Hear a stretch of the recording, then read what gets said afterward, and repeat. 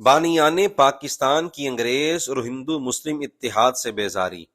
क़याम पाकिस्तान से पहले मुसलमानाने बर्रे सगीर के लिए एक निहायत ख़तरनाक बात यह भी थी कि बहुत से मुसलमान दोस्त और दुश्मन में फ़र्क नहीं कर पा रहे थे। उस वक्त दोस्त और दुश्मन की पहचान के हवाले से दो तरह के अफराद ने ठोकर खाई।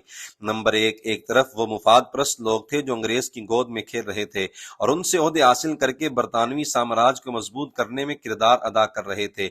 नंबर दो, दूसरी तरफ इंडियन नेशनल कांग्रेस के लीडर गांधी ने सियासी चालों के जरिए बहुत से मुस्लिम रहनुमाओं को अपना हमनवा बना लिया था। अबुल कलाम आजाद समेत मकतबा फिक्र देवबंद से ताल्लुक रखने वाले तकरीबन सभी उलमा कांग्रेस के हामी और दो कौमी नजरिया के मुखालिफ थे। वो समझते थे कि गांधी और उसकी कांग्रेस मुसलमानों के मफादात का तहफ़्फ़ुज़ करेंगे। इस सूरत हाल में अल्लाह ताला की तौफीक से इमाम अहले सुन्नत मौलाना अहमद रिज़ा खां बरेलवी अलैहिर्रहमा और उनके खुलफा व मुअत्तक़ीदीन ने मंजिल मकसूद को भी समझा और उस तक रसाई के सही तरीका की भी निशानदही की। अहले सुन्नत व जमात ने अंग्रेज को भी अपना दुश्मन समझकर उसके खिलाफ जिहाद किया और कांग्रेस के मुत्तहिदा कौमियत के नजरिया या कौमी नजरिया अखंड भारत की भी सख्त मुखालिफत की। अंग्रेज की मुखालफत और दो कौमी नजरिया की हिमायत के लिए कुर्बानियां देने वाले उलमा व मशाइख अहले सुन्नत की फहरिस्त बहुत तवील है। फक्त एक शख्सियत पर ही नजर डाल लीजिए। शेखुल इस्लाम वल मुस्लिमीन ख्वाजा मोहम्मद कमरुद्दीन सियालवी रहमतुल्लाह अलैह तहरीक पाकिस्तान के नामवर कायद हैं। उस दौर में आप मुस्लिम लीग जिला सरगोदा के सदर रहे। आप आस्ताना आलिया सियाल शरीफ सरगोदा के सज्जादा नशीन होने के नाते लाखों मुसलमानों की अकीदतों का मरकज हैं। आपने तहरीक पाकिस्तान में तमाम मफादात को पसे पुष्ट रखकर अंग्रेज हुकूमत की भी सख्त मुखालिफत की और कांग्रेस को भी नीचा दिखाया। इस हवाले से चंद उमूर पेशे खिदमत हैं। नंबर एक अंग्रेज फौजी ने आपकी पसंदीदा घोड़ी की पीठ पर हाथ फेरा। आपको मालूम हुआ तो फरमाया अब ये मेरे काबिल नहीं रही क्योंकि इसे एक फरंगी यानी बरतानवी हुकूमत के मुलाजिम का हाथ लग गया है। नंबर दो, अगर अंग्रेज हुकूमत का कोई मुलाजिम सियाल शरीफ के लंगर खाना के किसी बर्तन को हाथ लगाता तो आप हुक्म देते कि ये बर्तन तोड़ दिया जाए।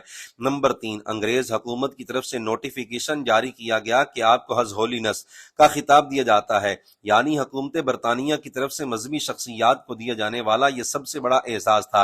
आपने गुस्से से उस नोटिफिकेशन को फाड़ कर आग में डाल दिया और फरमाया हुजूर सल्लल्लाहु अलैहि वसल्लम की गुलामी और पीर पठान ख्वाजा मोहम्मद सुलेमान तौसवी अलैहिर्रहमा से वाबस्तगी मेरे लिए सबसे बड़ा एजाज है।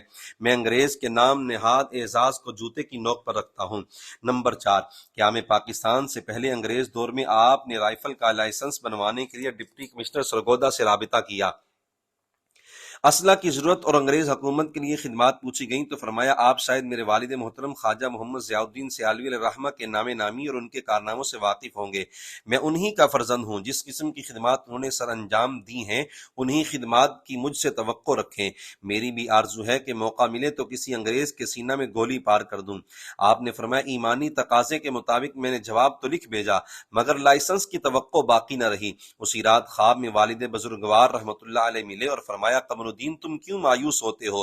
फिर एक मकान जिसमें हर किस्म की राइफलों का अंबार था की तरफ इशारा करके फरमाया इसमें से जो चाहो चुन लो। चंद दिन बाद अंग्रेज डिप्टी कमिश्नर ने खुद ही लाइसेंस बनाकर भेज दिया। अंग्रेज से नफरत के साथ साथ आप खुलकर कांग्रेस की मुखालफत और ऑल इंडिया मुस्लिम लीग की हिमायत भी फरमाते थे। आपने हुक्म दिया था कि जो शख्स मुस्लिम लीग का साथ नहीं देता वो आस्ताना आलिया सियाल शरीफ की तरफ रुख न करे। उसका सियाल शरीफ से कोई ताल्लुक नहीं। आप मुस्लिम लीग की हिमायत न करने वालों से मुलाकात भी नहीं फरमाते थे। आपको तहरीक पाकिस्तान की हिमायत से रोकने के लिए लालच भी दिया गया, जागीर भी जब्त की गई और जेल में भी डाला गया मगर आप इस्तिकामत के साथ आज़ादी पाकिस्तान तक मुस्लिम लीग के निहायत मुतहर्रिक कायद रहे।